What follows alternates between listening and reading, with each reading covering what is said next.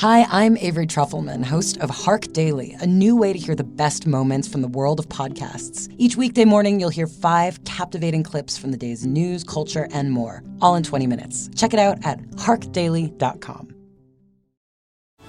This episode is brought to you by Netflix. From the co-director of Shrek and the visionary behind Toy Story comes Spellbound, a magical new animated adventure starring Rachel Zegler, John Lithgow, Jennifer Lewis, Nathan Lane, and Titus Burgess with Javier Bardem and Nicole Kidman. When a powerful spell turns her parents into monsters, Princess Elian must journey into the wild to reverse the curse before it's too late.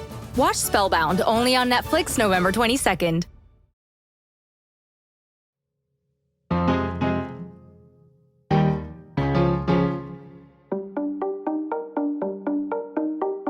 Donald Trump lost New York, like everyone thought he would. So that's not news. What is, though, is how much better he did in the city than last time. Manhattan moved to the right by 5 points. Brooklyn by 6. Queens, where I grew up, by 11. 11 points. As my Trump-voting brother bragged to me, it was a shellacking. I'm Hannah Rosen. This is Radio Atlantic. New York, Miami, Chicago, Philly, Dallas, Detroit, all shifted right. Trump's message seemed to especially land in urban working-class neighborhoods where immigrants and people of color live. Now, there are lots of reasons why the country shifted rightward, and we'll probably be talking about them for a while. But these are neighborhoods that have voted reliably Democratic, so the shift is noticeable and surprising, although not to this person. For me, the far left is a gift to Donald Trump, and it will be the gift that we'll keep on giving until there's a serious reckoning with the results of the election. This is Congressman Ritchie Torres. He represents a district in the Bronx, which, by the way, shifted right by 11 points. He, like many people, had a theory for why Trump won. The day after the election, he tweeted, quote, "Donald Trump has no greater friend than the far left, which has managed to alienate historic numbers of Latinos, Blacks, Asians, and Jews from the Democratic Party with absurdities like defund the police or from the river to the sea or Latinx. The working class is not buying the ivory-towered nonsense that the far left is selling," end quote. Now, this is not an original take. Lots of people last week were screaming at the Democrats some version of woke is broke. And that's how Maureen Dowd put it, at least. But Torres has some authority on the subject that other people lack. He's young, 36. He's Afro-Latino, he's gay, he grew up poor, and he didn't finish college. He's also a proud Democrat, representing a district that's over 50% Latino. To him, what happened seems pretty obvious. You know, the main reason we lost was inflation and immigration. And on the subject of immigration, I do believe we swung the pendulum too far to the left. When I think of Kamala Harris, I don't necessarily think far left. I mean, she talked about being a prosecutor. She was measured on her Israel-Gaza positions. Her position on the border got more moderate. So far left does not necessarily, to me, describe what happened in the last election. I am not suggesting that Kamala Harris is far left, right? So I'll take as an example, defund the police. Yeah. It was never the case that the majority of the Democratic Party endorsed defund the police. But the far left has an outsized microphone and therefore has an outsized impact in defining the image of the Democratic Party in the public mind. And you don't think that's because the far left is exaggerated by the right? I mean, that the right has a megaphone making it seem like the far left is the Democratic Party when neither Kamala Harris nor Joe Biden are especially far left or advocate far left policies? Can you make that argument with respect to immigration? Yeah, immigration is an exception. You're right about that. I mean, I was thinking about... It's the exception that cost us the election. Yeah. I was thinking about working class policies because if I think about actual policies, because you talk a lot about policies versus messaging. We have prosecutors in America who have swung the pendulum too far to the left and have been rejected by voters in blue states. So we can blame the voters. We can claim that the voters are misogynist and white supremacists. We could blame Fox News and the New York Post. But those institutions have always been with us. Right. In recent political history. Although never as mobilized as they are now. I mean, there is a concerted effort to make the Democrats seem like its most extreme version. And that effort is well-funded, well-coordinated, and very effective. I'll take an example of the issue of Israel, right? I'm known to be strongly pro-Israel. Mm-hmm. Right. There's not a Republican in the country that could caricature me as anti-Israel because I make it crystal clear where I stand. And rule number one in politics is if you do not define clearly what you stand for, others will define it for you. And I often feel like the image of the party is defined not by the center left, which is the heart of the party, but either by the far right in the form of the New York Post and Fox News, or the far left. Mm-hmm. So where do you stand? Like, what would you say publicly and loudly about where the Democratic Party should be? The Democratic Party should stop pandering to a far left that is far more representative of Twitter and TikTok than it is of the real world. Mm-hmm. And it should start listening to working class people of color. And we have to take positions that are aligned with the priorities of working class people of color. Look, take the issue of immigration. I'm strongly pro-immigration. For me, the more the merrier. I see immigration as the driver of entrepreneurial and the essential workforce of America. But I'm also self-aware enough to know that I'm considerably to the left of the country. Right. And you have to meet people where they are. You cannot impose your ideology on the majority of the American people. You know, as elected officials, we are constrained by public opinion. This rightward drift, we now know, in New York, happened in Washington Heights, the West Bronx, Queens, which is where I grew up.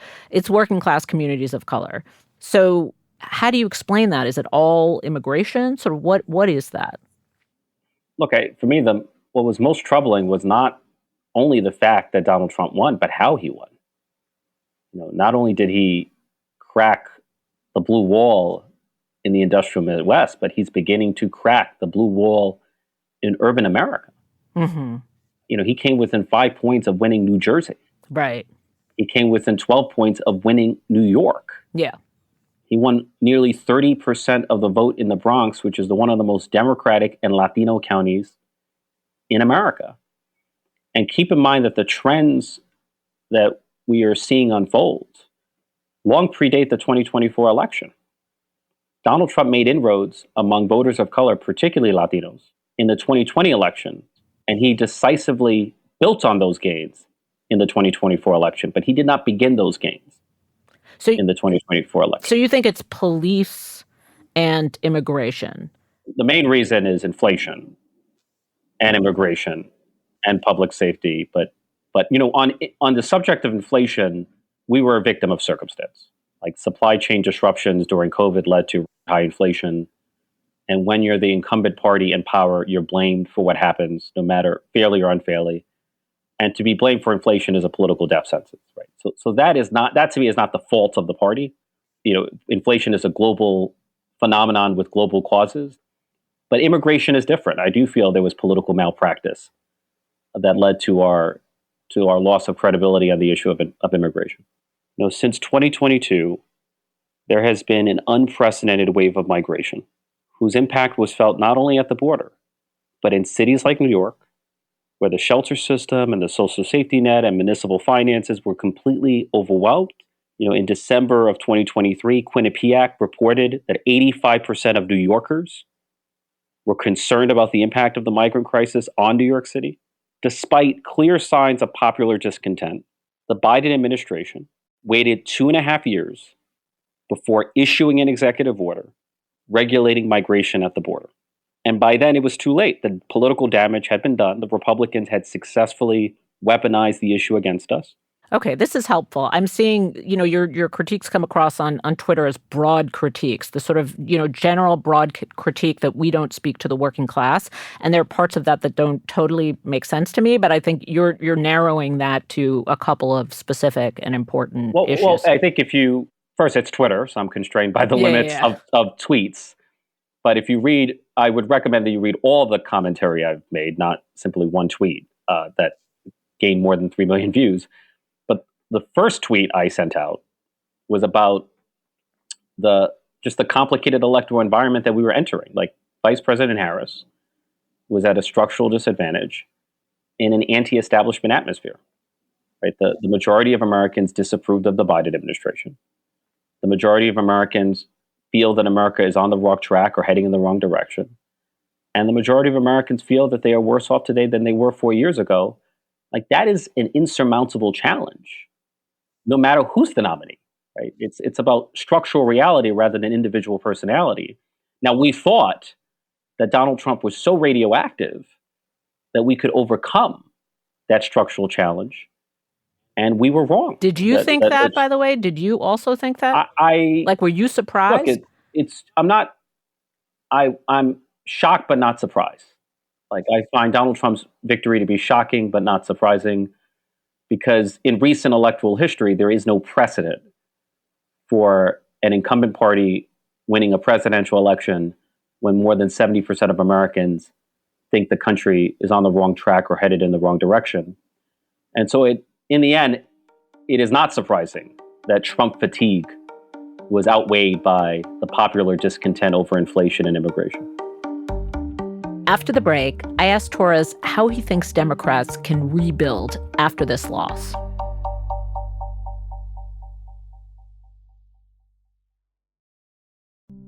Hi, I'm Avery Trufelman, and maybe you can relate to this. There's so many great podcasts out there, but it's impossible to listen to them all. That's why I'm so happy to be the host of Hark Daily, a new way to hear the best moments from the best podcast conversations. Each weekday morning, you'll hear 5 captivating clips from amazing podcasts on the day's news, culture, and so much more, all in 20 minutes. And it's totally free. Check it out at harkdaily.com.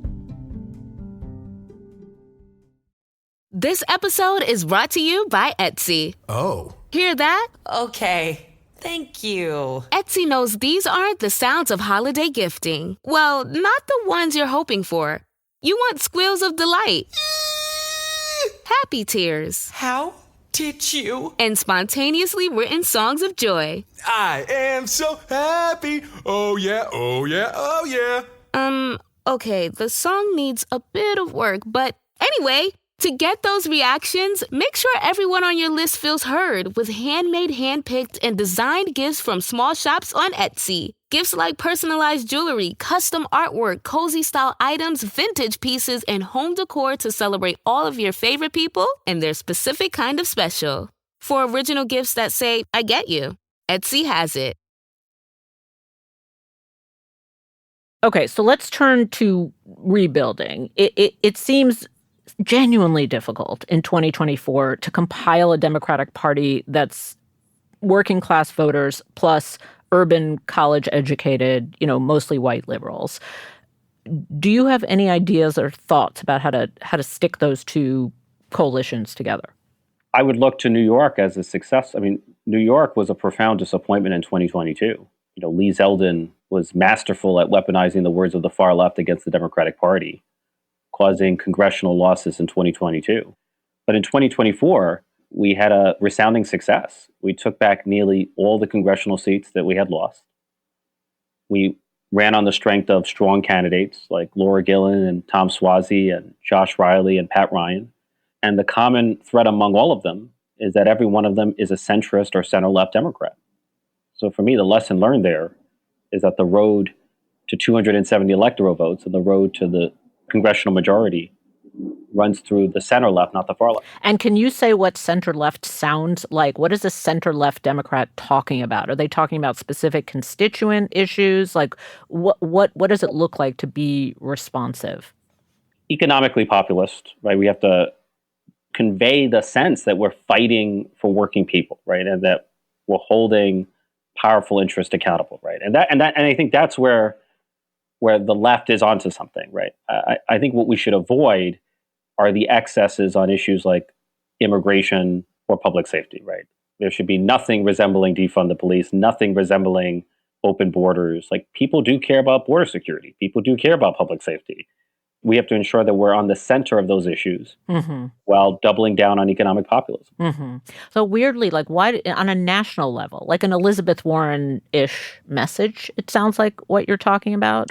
So when I think of real solutions to working class problems, I think of, breaking up monopolies, real strong consumer protections. But those are big government policies, and big government policies are not that popular. Like that approach doesn't seem to really gain traction, even though, it seems like the right policy solution. So much of politics is rhetorical, and I just feel like we have to give people the sense that we are fighting for them, right? And too often people have the impression that we're obsessed with the culture war. But I want to be clear. I continue to believe the main reasons we lost the election were inflation and immigration. And I disagree with Bernie Sanders' critique. I do not think President Biden abandoned the working class. Legislation like the Inflation Reduction Act is meant to support working people. It's meant to support America. But the benefits of the legislation in the short term were outweighed by the cost of inflation. So can you say how you would talk about immigration or address immigration? Because it, for people who are not looking too closely, it feels a little counterintuitive that, a majority, say Latino or people of color districts and voting class, their main issue is restrictions on immigration. It seems on its face to be a contradiction. Now, I'm sure when you get deeper, it isn't. If you're stereotyping Latino, yeah, sure. Exactly. So let's get beneath the stereotype and how would you walk through that issue? Well, keep in mind that the most Latino county in America was Starr County, right at the border. In 2016, Hillary Clinton won it by 60 percentage points. And in 2024, Donald Trump won nearly 60%, a complete collapse of Latino support. Look, my view is that we do not have a messaging problem. We have a reality problem. Right? When the migrant crisis was unfolding, we should have responded with the sense of urgency that the public demanded of us. The public saw it as a crisis. So it's not a messaging problem. It's a reality problem. When there is a crisis, when there's an emergency, when there's a metaphorical fire, right, we have to extinguish the fire. Right. We have to do everything we can to extinguish the fire, or else we're going to pay a price at the ballot box. Although it still surprises me that people would drift towards a leader who uses words like mass deportation, or the whole floating island of garbage thing. Like, it still surprises me that's not an automatic no. Again, I'm appalled by it. Yeah. But I'm self-aware to recognize that I'm considerably to the left of the rest of the country in immigration. I see. And here's the danger. If we swing the pendulum too far to the left on issues like immigration and public safety, we will risk a public reaction that will make our country more right-wing, not less. Got it. More restrictionist on immigration, not less. Got it. More conservative on public safety, not less. Got it. Okay, that makes sense. So how do you... I just want to illustrate this point further. Yeah. Before the defund the police movement, Republicans were becoming more open to criminal justice reform. Right? Hakeem Jeffries, who's going to be eventually the Speaker of the House, negotiated a bipartisan criminal justice reform legislation. And then after the defund the police movement, any hope for bipartisanship on criminal justice has all but collapsed. I see. So this is what you mean. You're saying the Democrats are allowing, or by capitulating to some far left language, are allowing the Republicans to use the language against us. Like they're Precisely. Handing them a tool. Okay. Precisely. I understand what you're saying. Just as a model, can you just tell me how you talk to your constituents about immigration? So we know what your own personal feelings are. We know that you're listening to what they're saying. What's the kind of language that the Democrats could have adopted and should adopt in the future about a touchy issue like immigration? I'm not clear the issue's language. I'm happy to answer the question, but I what kind of like policies? Sorry. Yes, you're right. What kind of policies? Basic border security. Just talk about that. Yeah. So you cannot have a system where anyone anywhere can cross the border, declare asylum, and then remain here indefinitely. And there was a point at which the sheer number of people coming became overwhelming. Like, it put unprecedented strain on the shelter system and social safety net of New York City. And, I know Mayor Adams came under severe criticism for excoriating the administration. But for me, the problem was not Mayor Adams complaining about the migrant crisis. The problem was the reality of the migrant crisis and the administration's failure to address it with the urgency that the public demanded. Look, I feel if we return to the center left on both immigration and public safety, like I'm cautiously optimistic that communities of color will naturally gravitate toward the Democratic Party as its natural home. That's my belief. We have to meet people where they are, or there's a limit to how far we can deviate from strongly held public sentiment on an issue like immigration. Last thing I want to say is disinformation seems overwhelming, like just overwhelming in a very, very coordinated way. How do you combat something like that? Like, no matter what you will say on immigration, there'll be a disinformation campaign to skew it, turn it, whatever.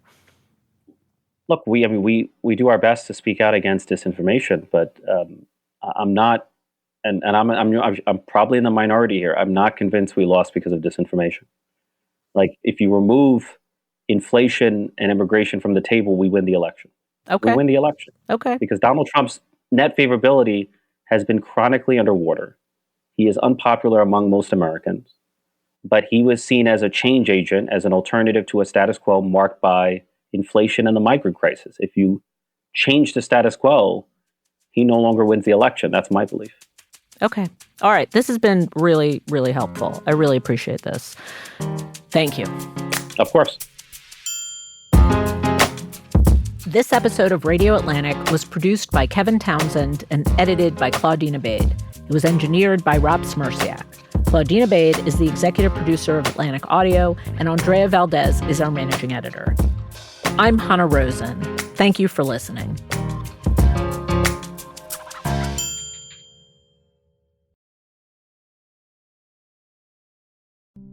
Hi, I'm Avery Trufelman, and maybe you can relate to this. There's so many great podcasts out there, but it's impossible to listen to them all. That's why I'm so happy to be the host of Hark Daily, a new way to hear the best moments from the best podcast conversations. Each weekday morning, you'll hear 5 captivating clips from amazing podcasts on the day's news, culture, and so much more, all in 20 minutes. And it's totally free. Check it out at harkdaily.com.